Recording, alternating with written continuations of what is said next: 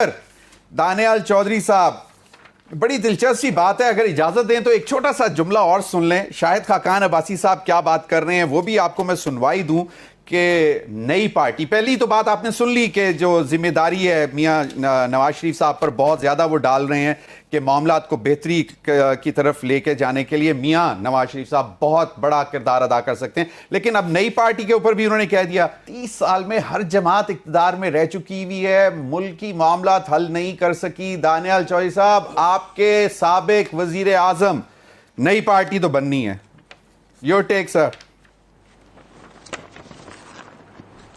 बिस्मिल्लाहिर्रहमानिर्रहीम। देखें जी, पहले अगर शाहिद साहब की बात के ऊपर करें तो इनकी कुछ दिन पुरानी स्टेटमेंट है, लेकिन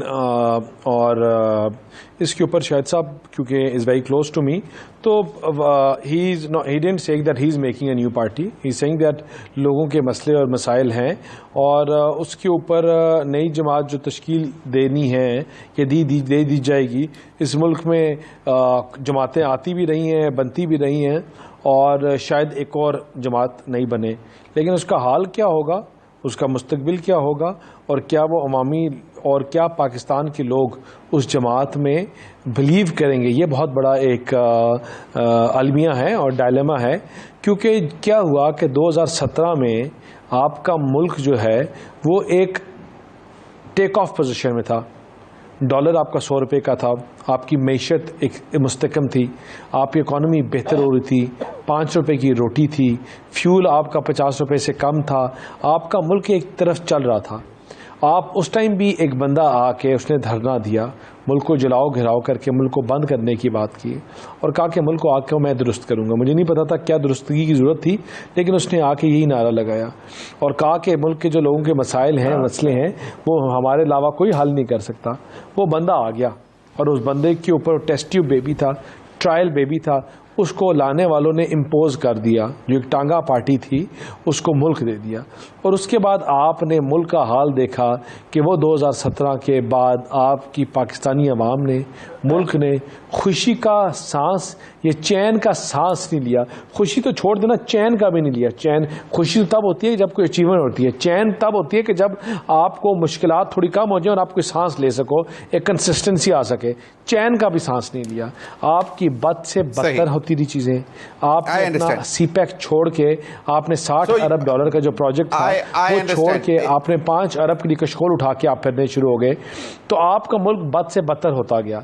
और अब इस टाइम पे आपका मुल्क जब यहाँ पहुंच गया है, तो मुझे एक बात बताएं कि अब ये तो हम मानते हैं कि पाकिस्तान उस जगह पहुंच गया जो 76 साल से नहीं पहुंचा।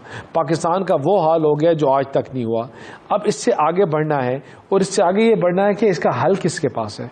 इसका हल उनके पास है जिन्होंने पाकिस्तान में पहले डिलीवर किया है। मियां नवाज शरीफ के अलावा अभी पाकिस्तान में ऐसा कोई लीडर नहीं वही तो बैरिस्टर दानियाल चौधरी साहब, बैरिस्टर दानियाल चौधरी साहब, आपके दोस्त मुझे कंप्लीट करने दें।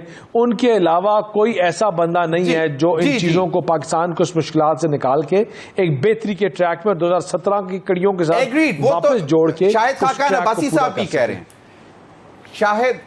आई एग्री, शाहिद खाकान अब्बासी साहब भी कह रहे हैं कि बड़ी जिम्मेदारी मियां नवाज शरीफ साहब के कंधे पर है और वो चीज़ों को बेहतर कर सकें। और हम इससे इत्तफाक करते हैं कि माशी इस्तेहकाम के लिए सियासी इस्तेहकाम चाहिए और सियासी इस्तेहकाम लाने के लिए इंतखाबात चाहिए। क्विकली एक बात बता दें कि मौलाना फजलुर रहमान साहब का जो बयानिया है उससे आप लोग भी इत्तफाक करते हैं कि मईशत पहले, बाद में इंतखाबात, और उसके बाद जो सूरत हाल है, वेदर है और वो मतलब मामला, फिर लॉ एंड ऑर्डर, खासतौर पर दहशतगर्दी। Do you agree to that?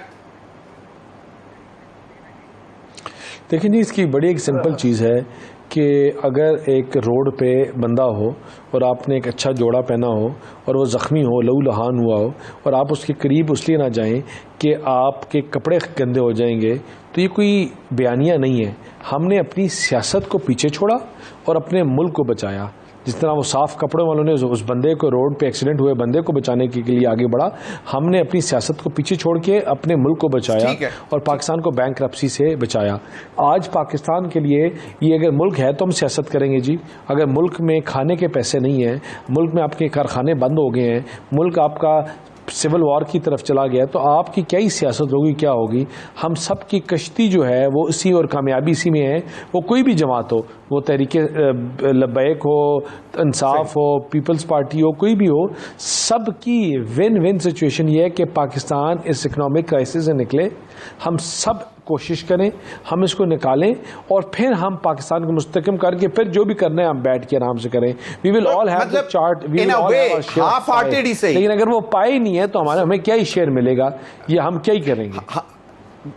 صحیح. دانیال چوئی صاحب, بیرسٹر دانیال چوئی صاحب, تو ہاف ہارٹیڈلی آپ بھی ایگری کرتے ہیں مولانا فضل الرحمان صاحب کی جو کنٹینشن ہے, جو بھی وہ کرنا چاہ رہے ہیں. چلیں ٹھیک ہے, بالکل آپ کا بھی وہی پوائنٹ ہے کہ اگر روٹی نہیں ہے تو پھر فائدہ کیا, ملک کی معیشت بہتر ہوگی, انتخابات بھی بڑے اچھے انداز میں ہو جائیں گے.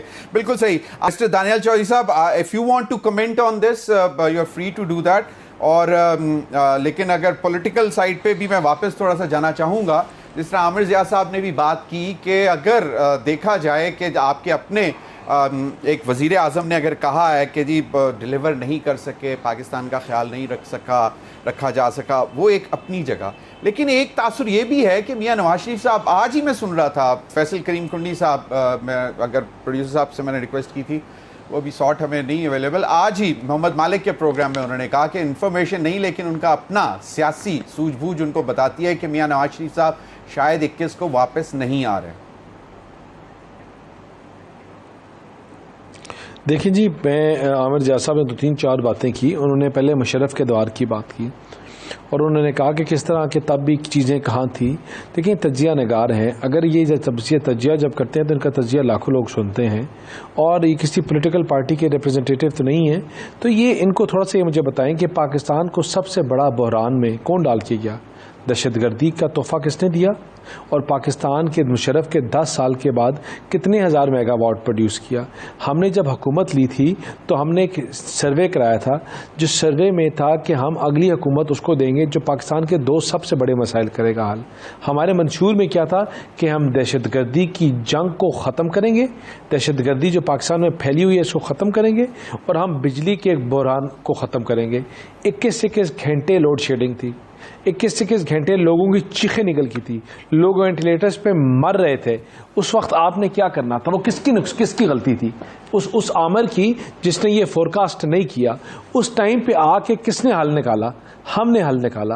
ہم نے وہ دہشت گردی کو پاک فوج کے ساتھ شانہ بشانہ کھڑے ہو کے وہ لیاری کراچی کے آپریشنز ہم نے کیے جو یہ مشرف کی حکومت بیٹھا ہوا وردی میں نہیں کر سکا. ہم نے پاکستان کا ڈٹ کے پاکستان کے ساتھ کھڑے ہوئے, اپنی افواج کے ساتھ کھڑے ہوئے, اپنی تب بھی پولیٹیکل ہم نے اپنی ول کو سیکریفائز کیا اور ملک کے لیے فیصلے کیے. پھر ہم نے دوبارہ کیا کیا؟ ہم نے بجلی کے بحران جو جن تھا اس کو بند کیا, قابو کیا.